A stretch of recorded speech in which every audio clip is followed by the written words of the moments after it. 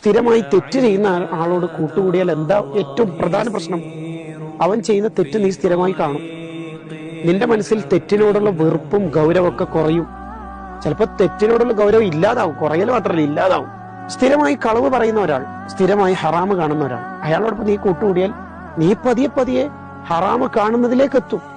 ആദ്യം ഹറാമിനോടുള്ള ഗൗരവം നിനക്കില്ലാതാവും, രണ്ടാമത് നീ ഹറാമ് ചെയ്യുന്ന ആളാവും.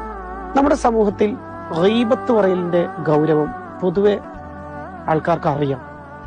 വ്യഭിചാരത്തിനേക്കാൾ വലിയ തെറ്റാണ് ഗീബത്ത് എന്ന് ആശയം എല്ലാവർക്കും അറിയാം. പക്ഷെ കൂടുതലായിട്ട് നമ്മുടെ കൂട്ടത്തിൽ ഗീബത്ത് ഉണ്ടാവും. ഒരുമിച്ച് കൂടിയാൽ, കൂടിയിരുന്നാൽ, രണ്ടാൾ തമ്മിൽ കണ്ടുമുട്ടിയാൽ കുറ്റം പറച്ചിലുണ്ടാവും. എന്താ കാരണം? നമ്മൾ കൂട്ടുകൂടുന്നവരെല്ലാം മിക്കവാറും ഗീബത്ത് പറയുന്നത് നമ്മൾ കേട്ടിട്ടുണ്ടാവും. അല്ലെങ്കിൽ നമ്മളുടെ ചുറ്റുവട്ടത്തിൽ ഗീബത്ത് പറയുന്നവർ കൂടുതലായിരിക്കും.